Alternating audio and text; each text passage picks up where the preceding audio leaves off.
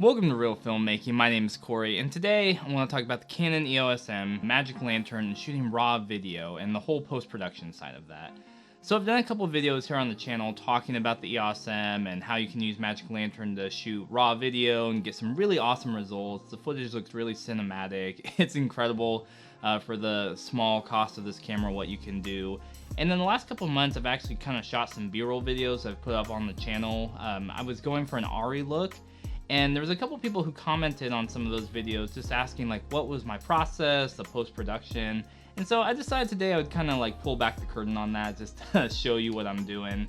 And honestly, it's a really simple and easy workflow, which is a really great thing in my opinion. Now I can't take full credit for all of this. Some of it has been inspired by channels like Zeek and Lumin visuals. I'll put them down in the description. You should check both of them out. They've created amazing stuff with the M. But my whole philosophy with this camera is really a minimalist philosophy. I mean, you look at the camera itself, I love its compact nature. I love that you can just put some small lenses on here, you know, like a small zoom like this or a prime lens. And I can literally throw it in a bag, I can put it in a backpack, I can just take it with me on a hike or something.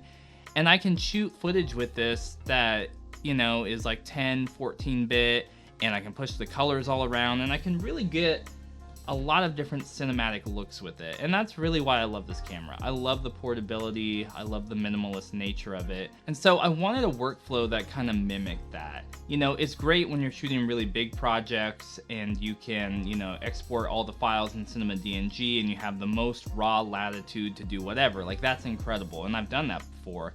But when I'm just doing day-to-day life and capturing memories, it's like I don't need a huge workflow like that. And so adopting this kind of more minimalist workflow where, you know, I can just go in and a couple clicks of different things and then export stuff out and still have really good looking files that I can still push around and do color correction and grading and a whole bunch of stuff like that. It's super appealing to me. All right, so I've got MLV App open and, you know, I've shot tons of footage, but this is the clip we're going to be working with today. And so this is a very simple and easy workflow. It's so simple and easy, you might get mad at me because you're like, seriously, Corey, that's all there is to it. But this is literally all there is to it. Again, trying to be minimalist, trying to keep it a very quick workflow. So, you know, I can deal with the clips here in MLV App, get them over to DaVinci, and then I can just, you know, get the video done and enjoy it. That's what I'm all about. Okay, so I've got my clip here, you know, I've got this cat. He's having a good time. So you come over to the right side, you've got all these things here. I'll just kind of go down the column. So fix bad pixels, I usually go to force just in case there's any. It takes care of that. Search method, I go with aggressive. Interpolation method, I go with 3. For chroma smooth, just to help like smooth out stuff, I go 3x3. Vertical stripes, I hit force. Sometimes when you're going through your footage, it might not look like there's any there.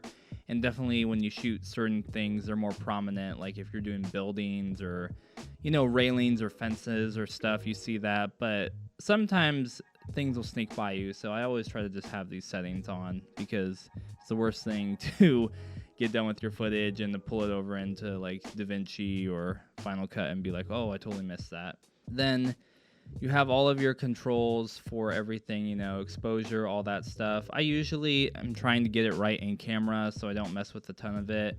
The only thing that I will mess around with in MLV App usually is the white balance. So let's say, you know, I want it to be a little bit cooler, or maybe, you know, I'm going for this or whatever. You know, I'll move that around because once you export this in this format, it's kind of hard to pull it back to how you want it. But I'll just say we'll just do it.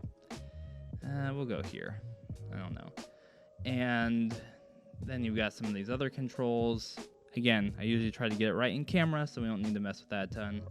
All right, so here's where the magic happens.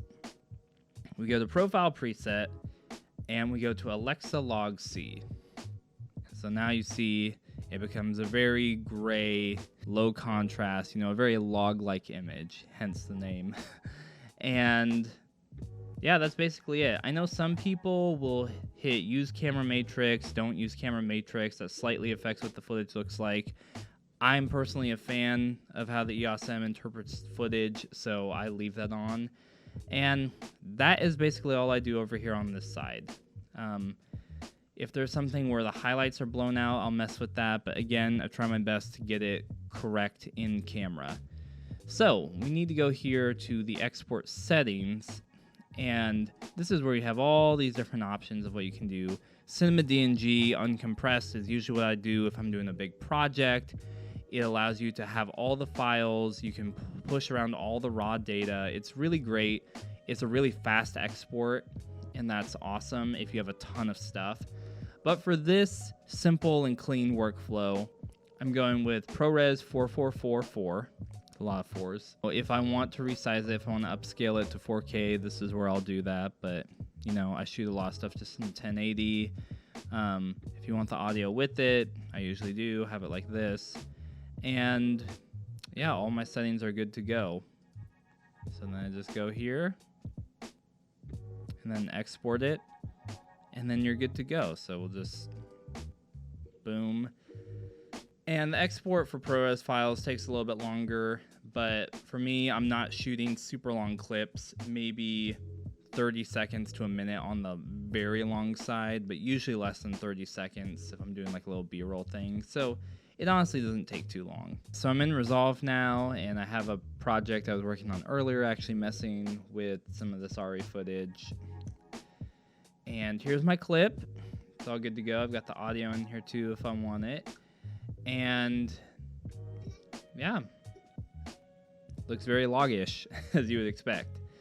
So we're going to come over to the color tab. And again, remember that I said this is a very simple workflow. So I'm not even going to add like nodes here. This is when I'm really like grab and go. If I'm some extra effort into it, you know, I might do a couple nodes just to have stuff on different ones. But this is literally like, I just want to like grab and go. So I'm going to come over here. I'm going to hit LUT. I'm going to go ARRI Alexa log C to Rec 709. And boom. That is most of the look that I get from this footage. And I think it looks pretty good. You know, there might be some stuff now. You know, I can mess with the contrast a little bit. Maybe if I want to, you know, raise the level here, you know, maybe pull this down some. So, you know, again, still, it's like it's a ProRes file, but there's still a lot of latitude of what you can do. And again, my whole philosophy is trying to get as much right in camera as possible. So let's say maybe I want to warm it up just a smidge, maybe give a little bit of color boost here. A little bit of saturation, and there you go. There is our image from that to that, and I think it looks pretty great. Again, for minimal effort, for minimal time spent dealing with this, it's like getting a very pleasing image to capture your memories, to get fun B-roll, to get behind the scenes stuff. Like, this works great. And it's not a huge burden of time that you have to spend in, you know, DaVinci or your color editing suite trying to get everything to match perfectly with the Cinema DNG. And again, that stuff is great. I love the ability to do all of that. But again, for a more minimalistic approach to your workflow, I think you can't beat this. So if you found this video helpful, make sure to give it a thumbs up. Subscribe to Reel Filmmaking for more content on a weekly basis about camera stuff, creativity, filmmaking. And until next time, keep making movies and watching movies. And I'll see you on Reel Filmmaking. Now go shoot some stuff with Magic Lantern. It's so good. EOS M.